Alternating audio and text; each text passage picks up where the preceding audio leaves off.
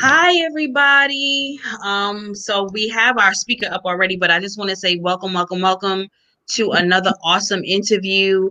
Um, we would like to introduce Dr. Essie, but before I get into that, I just wanted to welcome everybody, say happy Thursday to you, happy Women History. We are coming down to the wire for the month of March.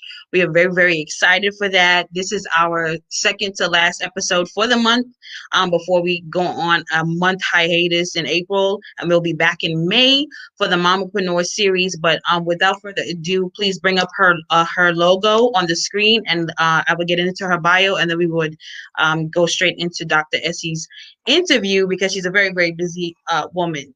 So Dr. Essie A. Elliott is an educator who currently teaches international marketing at the University of Texas at Rio Grande Valley. She has extensive teaching and research experience in the United States since 2008 in a variety of business schools in the U.S., including the George Washington University.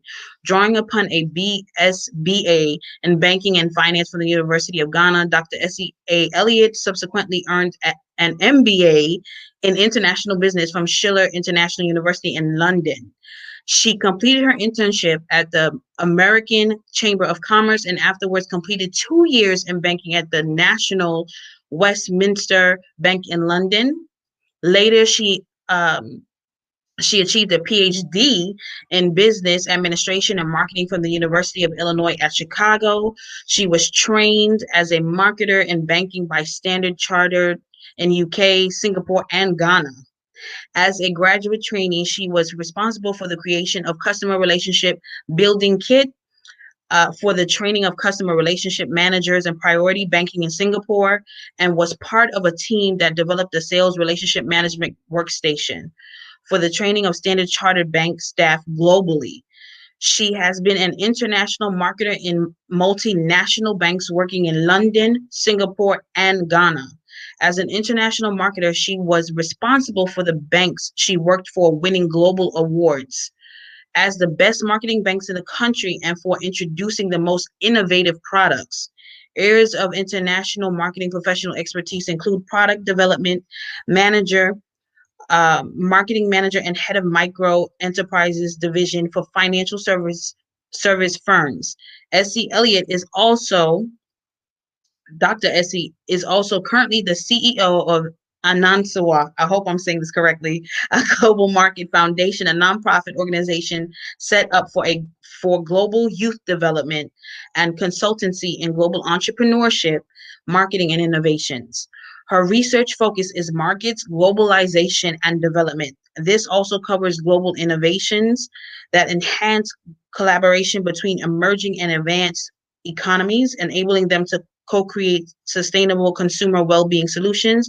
She has published her works in many renowned marketing journals, including Journal of Product and Innovation Management, Journal of Business Research, International Marketing Research, and Journal of Macro Marketing. Dr. Elliott is the author of the novel Easy Game, which can be purchased on Amazon and in Barnes & Noble, and has contributed articles to scientific journals and chapters to multicultural books. The novel Easy Game is to inspire development in developing countries and consumer well-being. This novel has received a 5-star rating and is to be subsequently developed into an international movie. Dr. Elliott is currently looking for grant writers and investors for this screenplay. A key passion of hers is to inspire African women to become fulfilled and successful in their career in their career globally. Excuse me. Without further ado, let's bring Dr. Essie on for her interview, everyone. Welcome, welcome. So we thank you, Facebook. Make sure that you are tagging and sharing and liking. Put your questions in the comment section. We would love to hear from you all. We thank you, the YouTubers, for tuning in, our viewers that will be catching it live now and the replay. Make sure that you're liking it on YouTube and you're sharing and you're engaging. We would love to hear your thoughts. And of course, hello to the Twitch world. As well. So we're very excited to be here with Dr. Essie this evening. How are you? Hold on, let me unmute her. Sorry, you were muted. So how are you? Okay. I'm fine, thank you. And I'm excited to be on this show as well to interact with you and the audience. Awesome, awesome. So we're going to get right into it, Dr. Essie. It's such an honor and a privilege to have you tonight because I know you're very, very busy and I mean, the bio itself is just phenomenal. But I would like to ask a few questions. How would you describe Dr. Essie, the business and marketing educator versus the woman? What's the difference? Are there any differences, similarities? How would you describe yourself? And the difference with your passion, as a woman, I'm passionate to connect with other women. I appreciate the challenges because you can see I'm dressed African because I want to represent bottom of the pyramid. In Africa, we see Africa as the bottom of the pyramid. The perception is that we're not contributing much to global wealth. Mm, We are low income, but I think this we are not. We just have so much resources to unleash. So our culture is important to me today to express as African because we have a lot to contribute to the global universe. As a woman, we are even more bottom because women and men, the power difference is a lot. But then mm, what we as a woman, we have a femininity which has a lot to contribute. And so we have a lot of resources to unleash. So today I present the Black woman when I'm talking, but as a professional, I think of myself as global. I think mm-hmm, of myself as not sexist or man or woman, but just focus on the consumer well-being. mm, So mm, I'm interested in making the consumers have more well-being financially, physically, emotionally, spiritually, mm. and my focus. And I'm passionate about youth development. The youth elicit a very positive emotion in me, and I want to help them.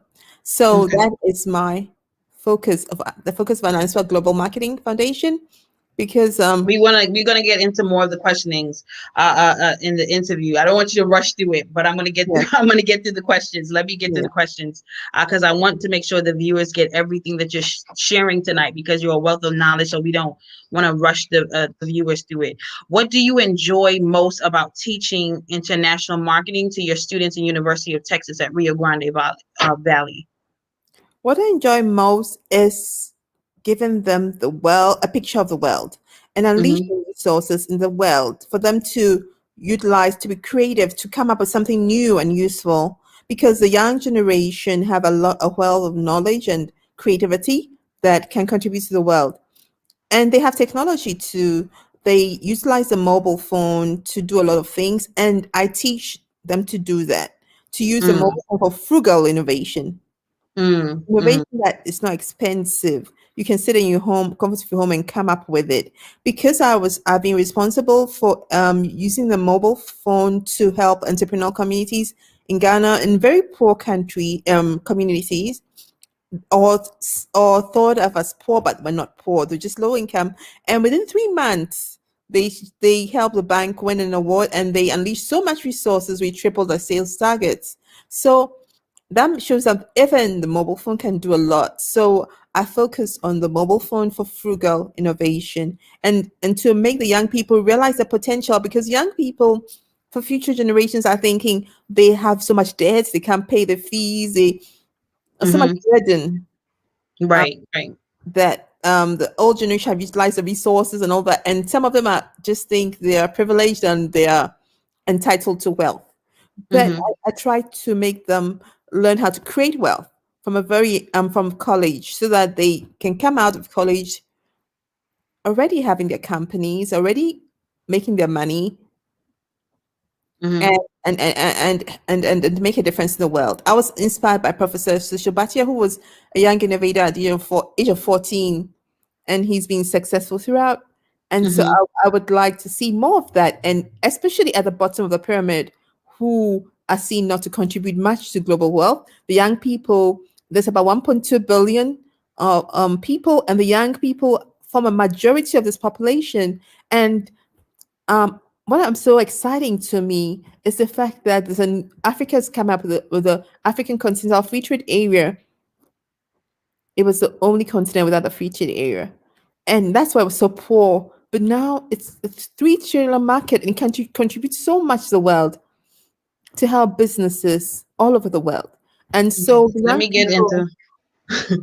Okay, so I want you to slow down. Let me get through the questions. We're gonna go back and forth. So I just want you to just because I don't want you to give them all at once. I want to go question by question. So I just wanted to just stick to the question so we can make sure that everybody getting everything about you and your phenomenal background and the work that you've done and what you are working on moving forward. Especially, I want to get to the movie and your book. So just bear with me. Let me get through the questions. Share with us your personal experience working in multinational banks in London, Singapore, and Ghana, and what were some of the cultural differences that stood out most to you? Just answer that part for us. okay, it was really exciting when in London, Singapore, and Ghana, and culture stood up to me. In Singapore, especially, we had 3 different cultures: the Asian, the Malay, and the Indian, and they Mm-hmm. were so creative. And because my focus is innovation, which is implementation of creativity, that's what stood out to me. In London, the cultural aspects, the museums, the it stood out so much to me. And Mm-hmm. so I've been influenced by the creativity and culture. Okay. And Awesome. Awesome. What made you decide to get your MBA in international management and then your PhD in administration and marketing? okay, international business was my PhD, and um then also international business was my MBA, and my PhD in marketing because of I was a marketer in a multinational bank. So after my international business, I was attracted to the multinational bank, which Mm-hmm. the bank had branches all over the world, and the biggest branches were in Asia, Africa, and Middle East. Okay. And Okay. my dissertation had been looking at unleashing resources in those contexts, so it was very fitting. And but I was a marketer in that area. That was Mm-hmm. um, in fact, I would say it was a job that was offered to me. So I was the first marketing manager in the consumer banking then. But then I'm naturally talented to be creative. So I was very successful. Mm-hmm. And that made me discover my talents to be a marketer. And so that my PhD naturally dovetailed into marketing. Mm-hmm. Yeah. And so that's why I did Okay. my PhD in marketing. Okay. International marketing. Yeah. So, so for those that are listening, can you explain in layman terms and easy terms what is international marketing, especially for students that probably never heard of it? Most people don't really know what that means as a major, whether undergrad or master's. Like, explain in simple terms what is international marketing, and especially as a major in college, in university. It's just 2 countries that are in different continents, probably, but they could be still in the same continent that are trading, doing marketing. Marketing definition is creating strategies to take advantage of opportunities in the market. Mm-hmm. International marketing is creating strategies to take advantage of opportunities in the international market. Mm. And international is seen as between 2 countries, but you can go global where it's the whole world. Mm-hmm. So it's not just between 2 countries, it's between several countries. And that's a big opportunity. Yes. And now Yes. technology has created the opportunity. You can sit in the comfort of your home and reach several countries. Absolutely. So, Dr. Essie, as CEO of Anansawa, if I'm saying correctly, Global Market Foundation, your nonprofit organization, do share with us some of your core values and vision statement. What current projects are you working on for the organization, for your nonprofit? And also, global market validation is something I do on the side. As you know, I'm full time. I prefer to be full time in academics, but Anansua is something that comes up, and I hope to build on it as part of my consulting on end service. So I do a lot of service as part of my profession, but in the summer, which where I don't do much work, I've been doing a lot of pro bono teaching. I won the Who's Who award for my contribution to American teaching. So when I introduced the Young Innovators program, so this youth development is something I do in the summer for pro bono. And it's happened on Follow My Plate to also mentor entrepreneurs. These young ones Mm-hmm. I see as a resource for the future and can Mm-hmm. support the African free trade area. So I do that too as a part of Ansua. But the main thing was I see umbrella is youth development. And I work with some other mentors who inspire me and are interested to join me to become directors. And that is Dr. Arabasei, Miss Priscilla Sheffield. She's an educator in Maryland. And we always exchange ideas, knowledge, and networks to further develop and give to the youth. Okay, awesome.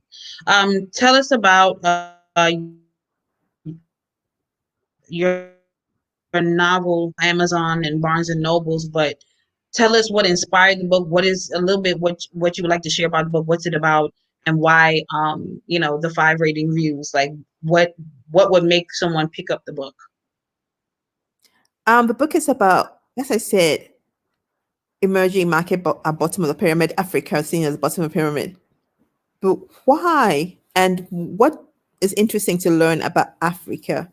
So the book talks about Africa and the challenges an individual business goes through and connecting and operating in that context and connecting macro with micro in the sense that his life with the Mm-hmm. government. So I want to expose um, government influences because we have a lot of institutional voids in Africa. Things Mm-hmm. that don't seem to work well, and Mm-hmm. people think we're corrupt and all that. And but now what we're going to unleash a lot of resources is all these things are people's vision. Mm-hmm. Because I learned from an early during my career that agriculture is the foundation of manufacturing. And Mm-hmm. so Africa needs to develop agriculture and then go into manufacturing. So I wanted to project that for Africa.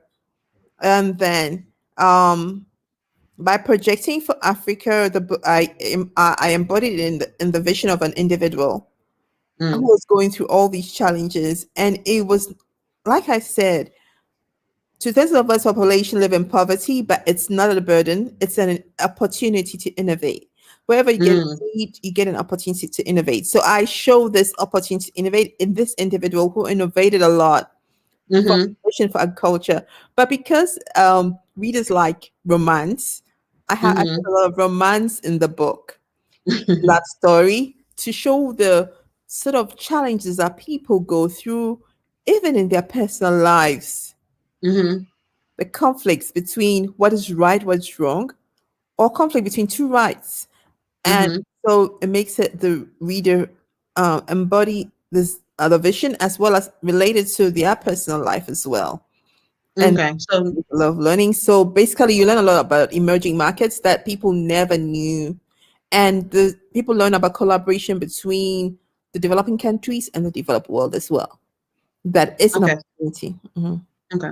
So tell us about what kind of support you are seeking for from those in the U.S. and abroad to create and premiere your this international movie based on this book. Like Well, I'm we know you're looking for investors and that, but what else? What other support for those that are viewing in? Um, what other support that you may need that you would like to share with the audience? I have a lot of publishing houses who have approached me, and Mm, I get it every single day that the book is 5 rating. It should be a Hollywood movie. I should pay them some money. I have paid a lot of money to for the publishing of the book. So I think that now it's time to get a grant to Mm-hmm. pay the movie makers. Okay. So that's my interest, to pay, get a grant to pay movie makers, and also to get a publishing house to a publishing company to buy the book maybe, and so to get them off my hands from all these intermediaries who get a lot of money from me, and then also get the book on the screen as a Right. Hollywood movie, because that's what the publishing house think the potential should be. Okay. Okay. That's awesome. So for all those that are tuning in, if you are into publishing, if you're into film directing, film editing, please reach out to Dr. Essie. I will leave her contact in the comments after the live, so you can reach out to her directly to support her in the US, and those that are viewing in from Ghana. She has she will be doing it in both places. I know that. So definitely reach out to her for those all my family and friends viewing from Ghana as well. Please reach out to her, because this is really a phenomenal book. And like she said, the interest is already there. People have really been reaching out to her about making this a very global, international Hollywood movie. And why not get this movie on our Netflix and Roku and Apple TV and everything else? As you see many movies that are starting to really uh, African diaspora movies that's starting to really dominate on Netflix. And there's a reason for that, because no one, for me, tells a great story about our, who we are as a people and everything than an African movie. I'm a big fan of African movies for a long time. So definitely, if you are willing to support, if you are creative, if you're a creative writer, please reach out. This is a huge opportunity to be a part of something from the ground up. So I just wanted to do that little spiel right there. But let's get into the next question. Why is it so important for you to inspire African women to become fulfilled and successful in their careers globally? Like I said, we are seen as the bottom of the pyramid and women are challenged. So if you're a black and a woman, you have a double challenge. And Mm-hmm. wherever there's a need, there's an opportunity Mm-hmm. to innovate. I see the opportunity to change the status of women and for them to make a difference in the world. So where, especially after COVID-19, we realized that there are not enough resources. The world has Mm-hmm. so many challenges and the problems come. So why not unleash the resources?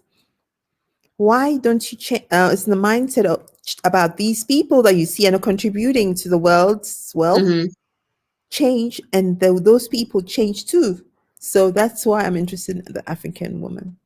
Yeah, but can you share a little bit of some of your ideas based off of your personal experience, um, for, being born and from Ghana, and also professionally what you have seen concerning the African woman in her career, and what you feel is best for what it should be next for her moving forward. What are your goals? What are your visions? Kind of go a little more into that.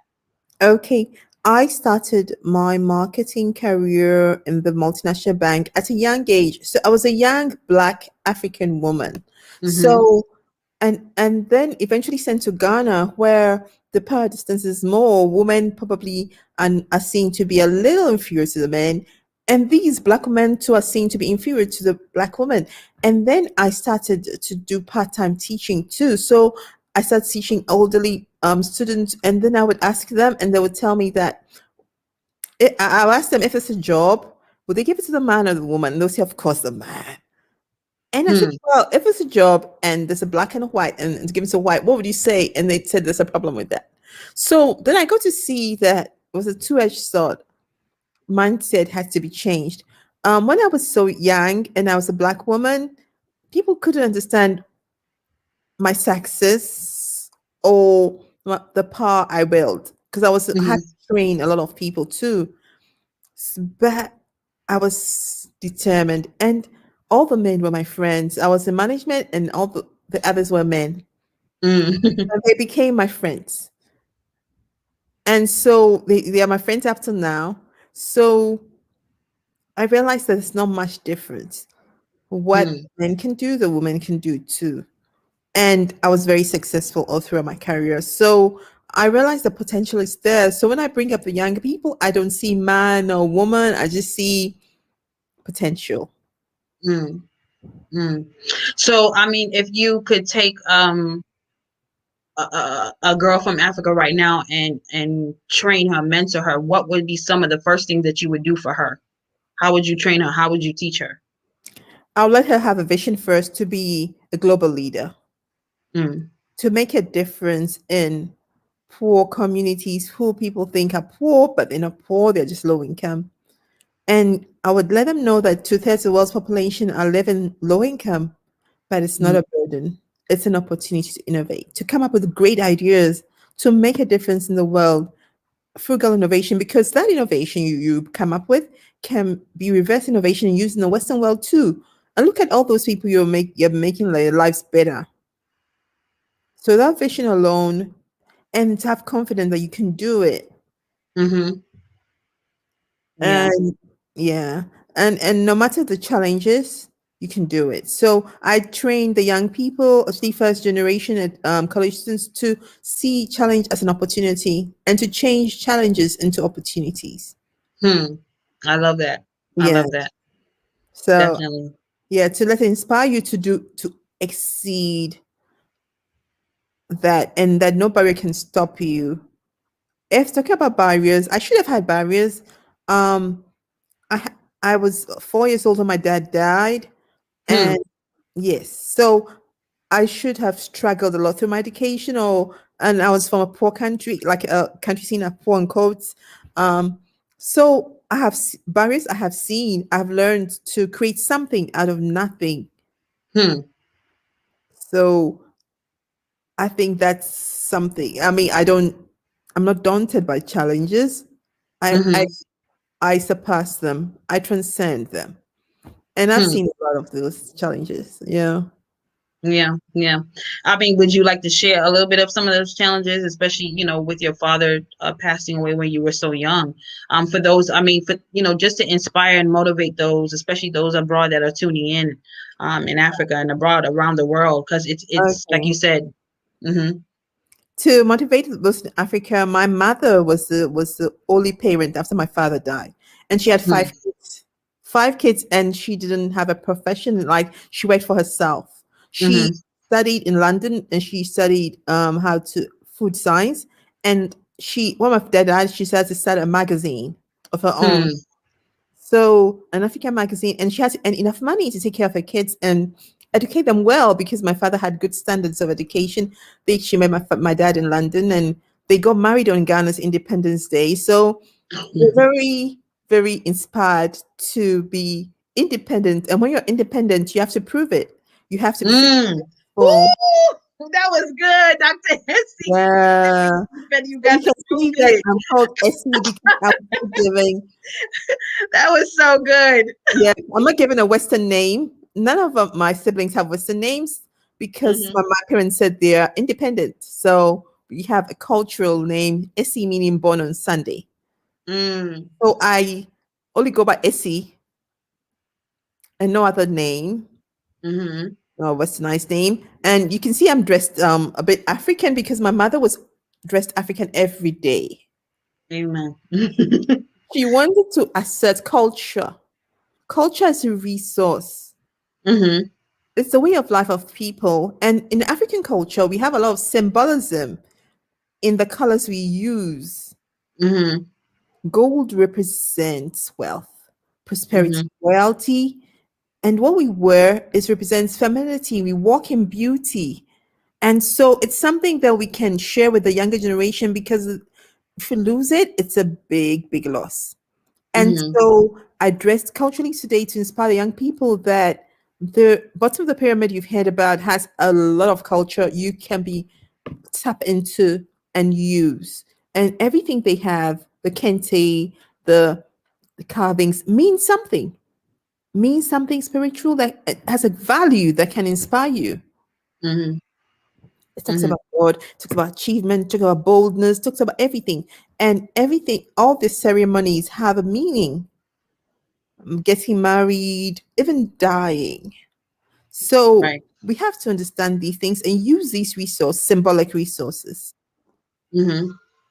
So that's Okay. why I'm thinking culture is a big resource, and I dress culturally today, but I'm global. I Right. normally work out wear a suit like every career person will do and everything, but Mm-hmm. I felt we shouldn't let go of our culture. We shouldn't let go of our femininity. Their resources, and Right. their resources even for the workplace. Right.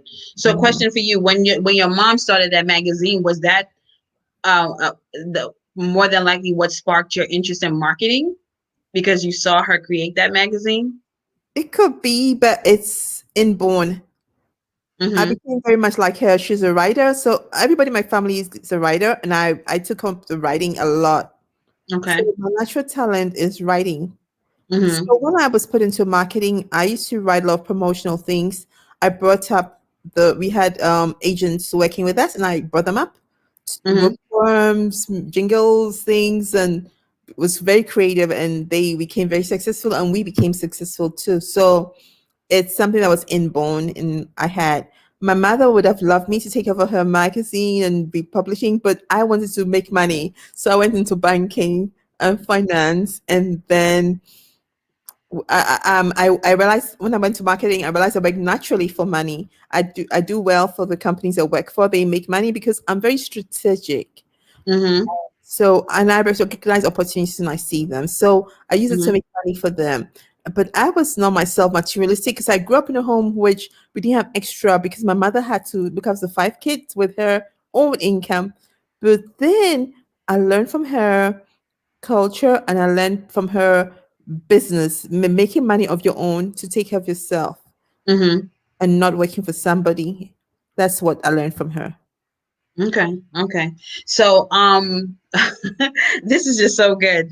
I am so I'm really enjoying this interview, and I hope that everyone that's tuning in is catching the gems that Dr. Essie is sharing, especially about culture.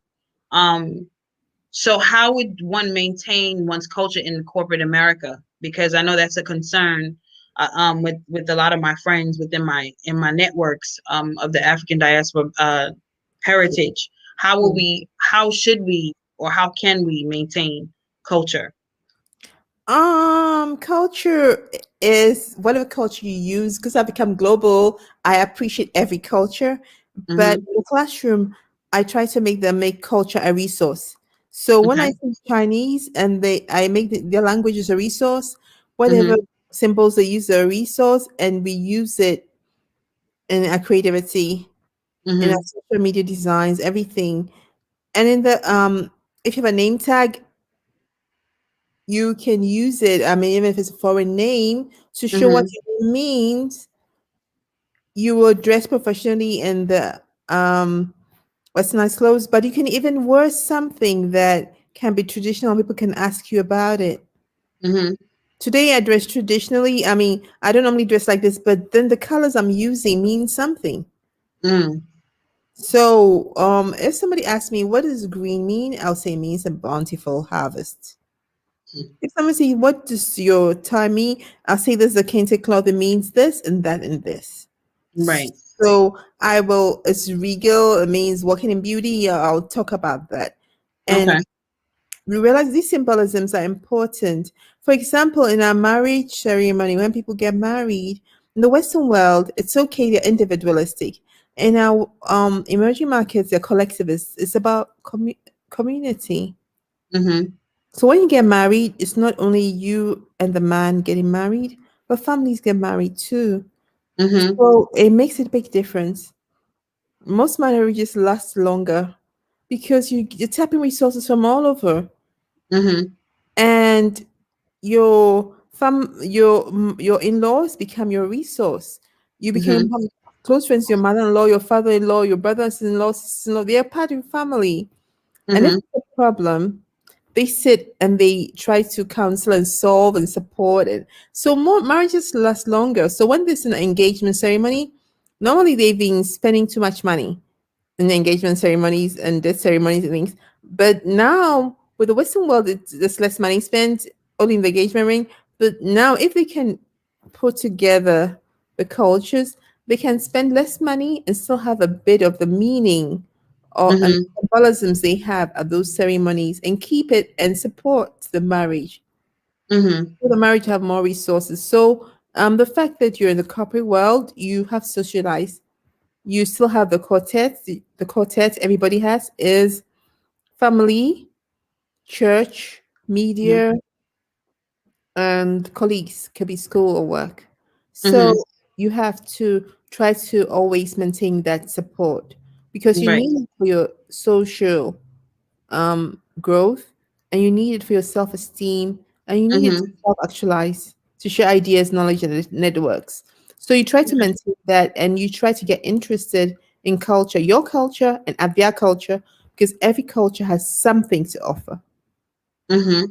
Absolutely. And that right there is to for me that last part that you just said is definitely the definition of a global citizen. Globalization and international management. The heart of it, the core of it is, every culture contributes to something that we remove the borders and become, collaborate and come together and and innovate, create, right? So that is Yeah. to me truly the heart of international management. It's so funny because I don't know if I told you, but I studied international management, so I learned something Wonderful. about you That's what we today. So always say, so international that's very management. interesting. I did study that in I my was, undergrad. yeah. Yeah, so that's very Wonderful. interesting. I was more Hmm. quite into marketing because I was more opportunistic. So it Yeah, was I didn't. about more of doing the money. So the management level talks more about the people development too. So in a way, Right. I'm interested in the management level where by the people and where you place them is important. But in Hmm. my career, I focus more on marketing only. But Hmm. I'm also interested in developing the people, but targeted towards marketing.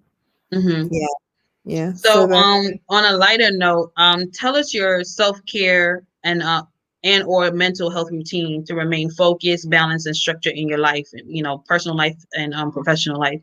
What's your self-care routine? Like, what do you do for yourself to keep your mind and, you know, you keep Um, yourself? I try to be spontaneous.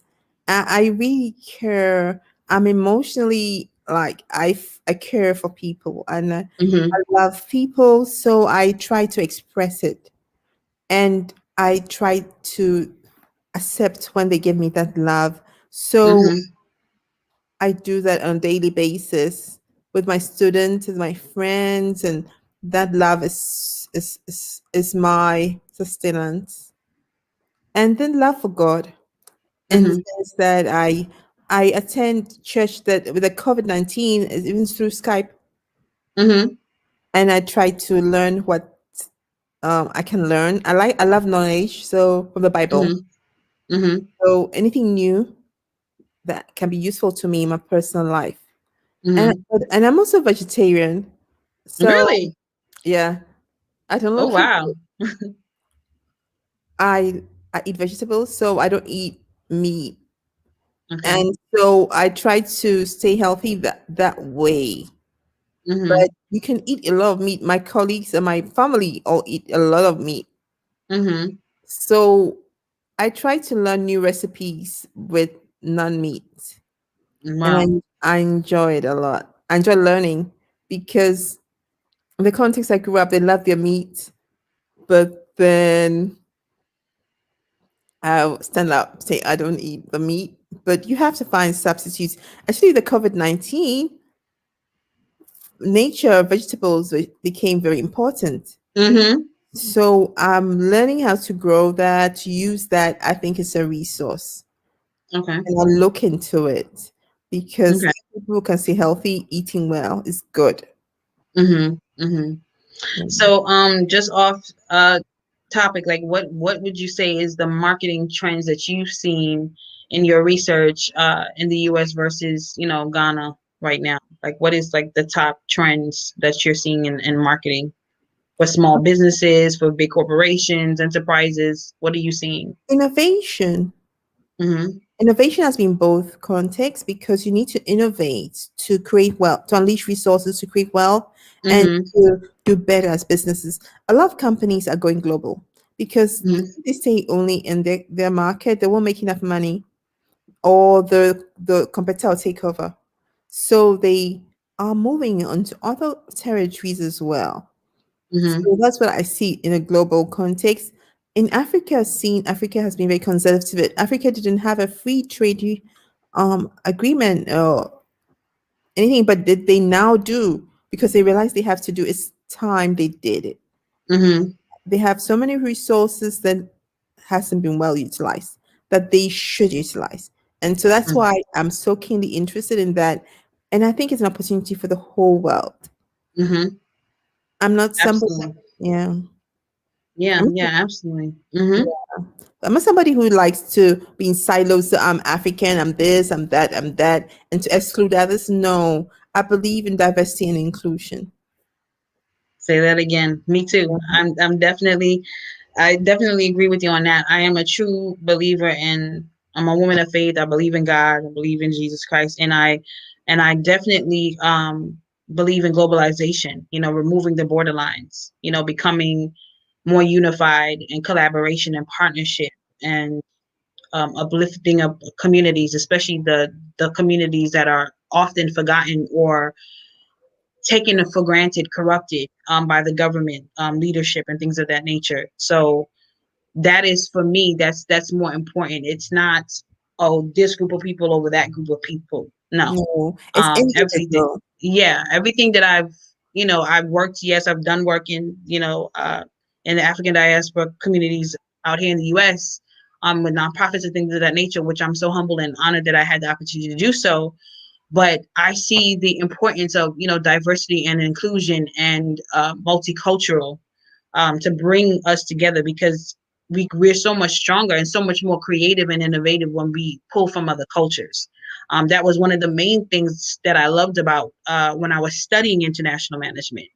The doors that it can open when you allow yourself to sit at many different tables and not just sit at specific tables because it's comfortable. So to that, I definitely agree with what you're saying. One last question before I let you go. What are some last advice you can give the viewers, and what would you like to offer the viewers and those that will catch the replay? Like any consulting services, anything that you're working on? Um, what would you like to just give advice to those that are tuning in, the youth, the entrepreneurs that are coming up, those that want to break into marketing or just decided that they want to major in marketing? What advice would you give them? Well, the advice I give is related to my research, which is value co-creation. Share knowledge, ideas, and networks Mm-hmm. with competitors, with friends. You have more. Social media is an opportunity to have forums that you share ideas, knowledge, and networks. Mm-hmm. So when you share that, you learn more, you do more, and you can get Mm-hmm. others to champion your cause. So be innovative, come up with something new and useful. Mm-hmm. Don't feel bad you're from Africa, because wherever there's a need, there's an opportunity to innovate. Mm-hmm. Mm-hmm. Mm-hmm. So even if you're at the bottom of the pyramid, you can climb the way to the top. You Mm-hmm. shouldn't feel bad about wherever you are. It's an opportunity. Mm-hmm. And for me, for me personally, just to add this, I don't believe there is a bottom of the pyramid. It's a mindset. It's how you see yourself. If take on what has been said or told about you and your culture, and that's what you put place on yourself, that's up to you. It's a decision. It's a mindset. So I don't necessarily. I mean, by economical status, I get what you're saying, but to put that label on myself, no, I wouldn't put that on myself, Great. because like you said, Wonderful. the challenge, the in challenges there's the opportunity. So I just want to not discourage anyone and say you're at the bottom of the pyramid and feel like, oh, there's no hope for them. um I don't want to tell them that. What I would like them to see is that change their perspective, change how they see things, and take the mislabels and the misidentification off from the world, off of themselves, and really see the opportunity and why they are here. They're here to create. They're here to innovate. They're here to be uh, to do something that has never been done. So I just really, for me, that's what I would like to put out there. I don't believe anyone is at the bottom of anything.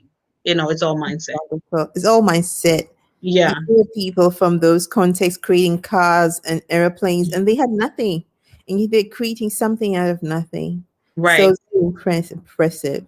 Yeah, definitely. So, like I said, what are some of the services that you provide that you would want the audience to know? If those that want to reach out to you for any of your services, can you share what are some of the services? How Youth can they? development, youth development.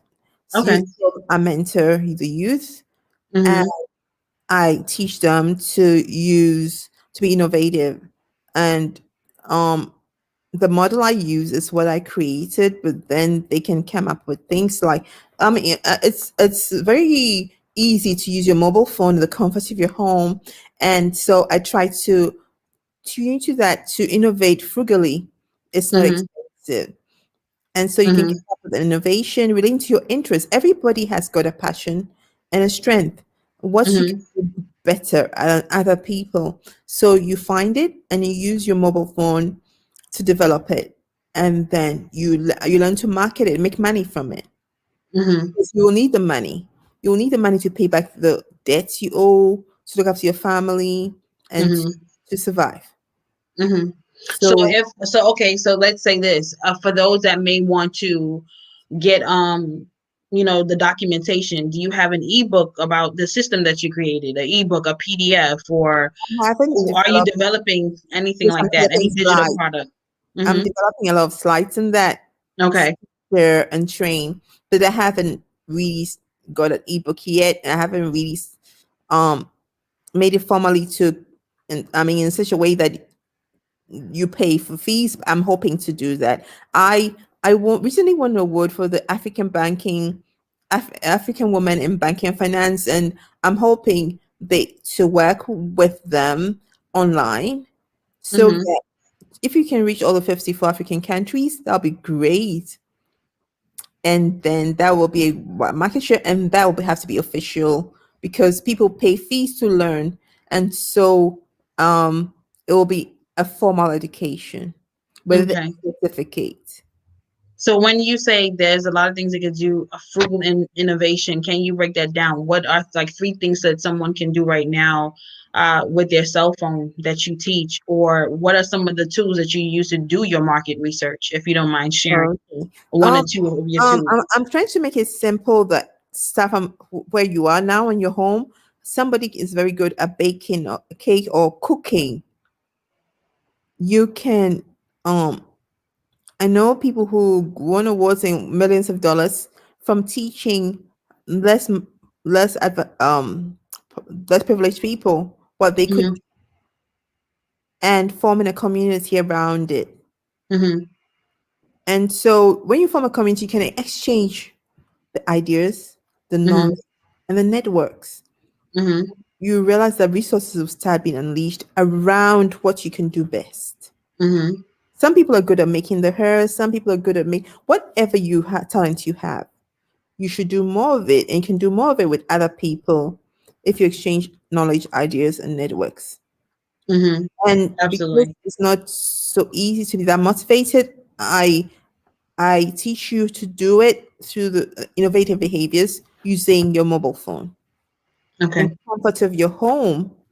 So innovative behaviors is just basically recognizing opportunity. So you will be taught how to recognize opportunity, and then you'll be taught how to generate ideas.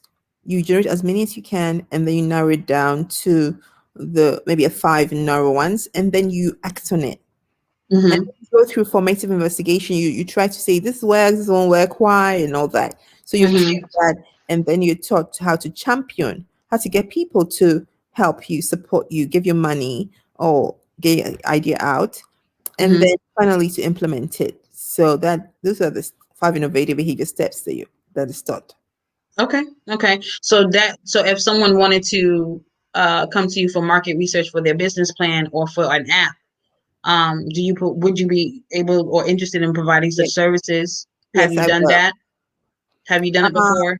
Okay. Actually, I'm involved in creating an app to help Mama Africa, Mm, African woman. So let's see how that goes. But I'll be open to do all those things. I get very excited with anything that's new and and useful.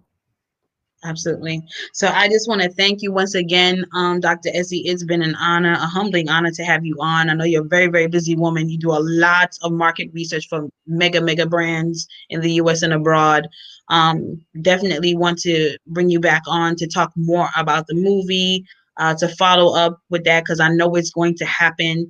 I trust God that, for those that are tuning in and those that will catch the replay, that they will see the opportunity to be a part of something so amazing and global, and for us, um, to really tell our stories the way that we should tell our stories. So I'm looking forward to seeing that movie on Netflix and all the major outlets that we all tune in, um, and to be a part of something from the ground up. So I'm very, very excited for that, and as well as your book. Make sure that you get her book, Easy Game. You can look for it on Amazon or Barnes and Nobles, near you. Also, she has many other projects that are coming up, so stay tuned for that. We will keep you posted. And if you are interested in any of the initiatives that she's doing in the US or in Ghana, you can also reach out to her for that as well. Um, Dr. Nessie and I have some things up our sleeves, but we would not release that now. We are working on some things. I'm so humbly honored that we connected. She actually connected to me on LinkedIn. So shout out to LinkedIn. I always tell people, don't forget LinkedIn. Before there was Clubhouse, there was LinkedIn. so, so I'm a huge fan of LinkedIn, and I'm just, it's just a divine connection, and I'm grateful to God that He connected me with you, and what I know He would allow us to do in Africa, to restore Africa and give her her rightful crown back. So I'm very excited, and I thank you for your time. Once again, I really, really appreciate you, and I'm honored. And whatever you need, however I can promote you, support you, and all your initiatives, please let me know. I am here to do so. And I look forward to what we have going on behind the scenes. Yeah. So I'm gonna let you go, and we're gonna take Thank a quick you. break, and I'm gonna come back and I'm gonna close the show. Music, Thank you please, so John. much.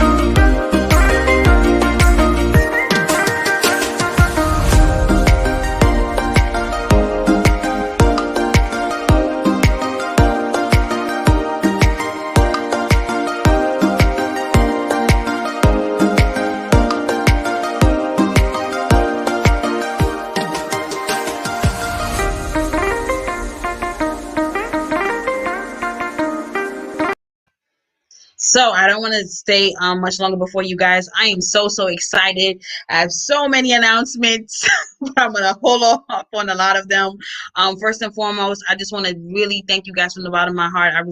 First, I want to thank God for allowing me to almost be at 1,000 YouTube subscribers. Like, that is just crazy to me. My team and I have been working really, really hard to reach that number. We are almost there. So I really need you guys to support me and to start liking and sharing and subscribing to the YouTube channel.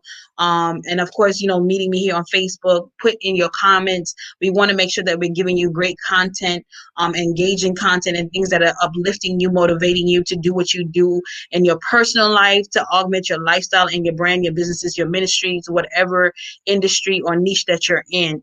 We have something for everyone.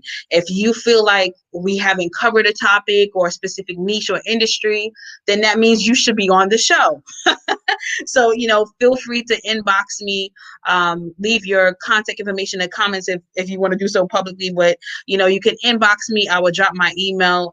Let me actually do that now, because a lot of times I say that and I don't do it. But I will go back and drop it on Facebook Live if you're not seeing it. But this is my email, tlglobalevents@gmail. Once again, I just want to thank you all for all the love and support. It means so much to me. I was once a person that you can never get on camera, guys. So for me to see anything close to, one subscriber on YouTube, you don't know what that means to me. I had such a fear coming on camera for so long. I'm just working behind the scenes of being just comfortable with that, until God just gave me a kick in my back and says, no, it's time for you to go out there and show your face and do what I asked you to do and use what I gave you. So I'm doing that to the best of my ability by way of Holy Spirit. I am a woman of faith. I would never not talk about Jesus. For those, whatever you believe in, I love you the same, but I'm going to talk about what I believe in. And it's no disrespect to anyone. So I'm just grateful. Know that I will be going on a month hiatus for spiritual maintenance in the month of April, but I will be doing a lot of work behind the scenes with many of the speakers, collaborating, partnering, and some different strategies are coming out. I have decided on what my niche is going to be moving forward in my business, which I'm very excited about. So I'm working really, really hard on that. I'm making sure that I'm taking everything in prayer, and I'm consulting with my mentors, my coaches, my apostle mom. Thank you so much for Dr. Serafina Thomas. She's probably not on, but I just want to shout her out. I'm here because of a lot of her mentoring and coaching and prayers. I am a result of that. I'm a prophecy of that, and it's being fulfilled. So I'm grateful for all the love, my family, near and far, my friends, my networks across the globe. You guys really inspire me. I'm only here because you show up every time I come on here. So know that is greatly appreciated. So I would like for you to help me meet that mark by tomorrow. Let's hit that mark of over 1,000 YouTube subscribers. If you don't have the channel, I will put the link in the comment section. Let me see if I can do that now here, because like I said, I'm queen for telling you I'm going to do it, and then I don't because I get so busy after I come off of the series. Just give me a moment, guys. I know I'm like rambling because I'm just so excited and I'm still in shock of the numbers that I saw today, and I'm just so humbly grateful for the love and the support and what God is doing. And of course, I give Him all the glory for it. It's not my doing; it's Him. Um, but I just really want to share the link. So if you just go to it is on YouTube. It's the link with the extension is Augmented Space Co. Podcast. But if you put in, I believe if you put in at Augmented Space Co. on YouTube, or you put in Augment Your Lifestyle and Brand. Thank you, sis Janine. This boss queen right here, my boss sis, that my business bestie that came out of nowhere, like she's so God sent. She is a hardcore cheerleader and supporter of your girl, and I am like, where did this woman come from? So definitely shout out to Resumes by Neen on Instagram, Janine Wiggins, who we interviewed. Was it last night? My mind is going. I believe it was last night. Forgive me, girl, but I believe that was last night or the day before. So yes, I'm so grateful. I'm excited, and I'm just like, and I've come a long way. Like I said, I'm trying to be very transparent and authentic with you guys, because I expect those that I work with, whether I collaborate, partner with you, or you're a client of mine, to do the same. So I can't push you and to do it for your own story and your brand and your businesses, your ministries, if I'm not willing to do it, right? So like I said, I'm in a process of going through a painful business divorce. I'm going to call it a business divorce. I am dissolving my first baby, my first love. TAL Global will be of no more very soon, but we are moving forward with Augmented Space Co. and everything augmented, the vodcast, everything that God is allowing me to do. And we're going to do it the right way. I have He's bringing the right people around me so I can do it the right way and get the balance and the structure and the formation that I need to make sure. So I'm taking my time with this one. So bear with me, because I feel like the biggest mistake that I made, I was rushed into a lot of things. I wasn't knowledgeable enough. I didn't do the proper research, and I didn't have the best people around me at the time when I was building TA Global. Doesn't mean that I would never do event planning or weddings again. No, it does not. I want to do it in more creative ways. I am a huge techie person. I'm a huge tech creative person. So there's other ways that I would like to do it that I wasn't able to or thought to do it before. So, once God opens that door, I will do so. And there's other, amazing event companies out there, wedding companies out there that I would love to work with. So if you're tuning in, know that if you if you want to do something creative and innovative with technology focus for any events, whether it's hybrid or virtual, keep me in mind. I would love to partner and collaborate with you. And of course, if you would love to be on the show, reach out to me, inbox me as well. Let me know your topics. In the month of May, when I come back, we will be doing the mompreneurs, the momagers, and the mothers of the community. I'm excited for May. So shout out to all the mothers of the community and those with children and those that give to the youth and teach the youth and mentor the youth. You are a mother to all of us. You are not forgotten. And of course, June, we cover the men. We cover the dadpreneurs, the papagers, as I call them, and the father figures of the community that mentor the youth, that are really, stepping up to the plate to mentor and teach and to pour into the youth, as we all should, because it's biblical. Amen. So I just love you guys. I don't want to ramble on and on. I'm probably rambling because I'm hungry, but I just really want to thank you from the bottom of my heart, and just know that I'm just taking a break to do some things that I have to get done behind the scenes. But no, we are coming full force in May. I'm very excited, and however I can show up and serve you, like I am your six figure video strategist. I offer business coaching. I offer video marketing strategies, as well as live streaming support services. So whatever you need, anything virtual, I am your girl. I have the contact, trust, and believe that you can hold me to that. That's my promise to you. If I cannot get the job done, I have someone within my international network that will get it done for you, and at a very good price. So I'm very, very excited. Know that I love you. Stay blessed, stay humble. Make sure that you're praying and meditating. Make sure that you plug out from social media, and that you keep it real with yourself and those around you. Know when you need a mental break, and don't be ashamed to say no. And build up yourself in your faith in God. Know that you are loved, and it is nothing too hard for you, that there's nothing too impossible with God. Seriously, guys, everything that I'm doing, all that I'm doing right now, it's all him. It's not me. So I just really want to share that with you, and know that I love you. But that's my spiel for the night. You will see me tomorrow, the finale of the Women's History episodes, with the one and only Queen K, as I call her, but Catherine Vermeil of Cat's Castings. She is closing it with a bang tomorrow. She is phenomenal. She's been doing her thing for so long in pageantry and in the fashion industry. She has her own web series, so you're going to really, really, really be entertained. She's a sister, a friend of mine. We know each other for some time. We have worked together as well. So she's a beautiful spirit, and I am so excited to close the Women's History series with my sister, my boss sister Tamar, Catherine Vermeil of Cat's Casting. You could find her on Instagram as well, at Cat's Casting, or Catherine Vermeil on Instagram, and also on Facebook for those that are on Facebook.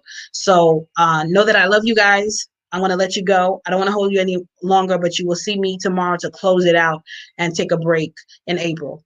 Be blessed and stay tuned for what's coming up, and let me know what you're ready to do, because I'm always ready to work. You know my motto: let's work and let's win together. Love you all. Good night.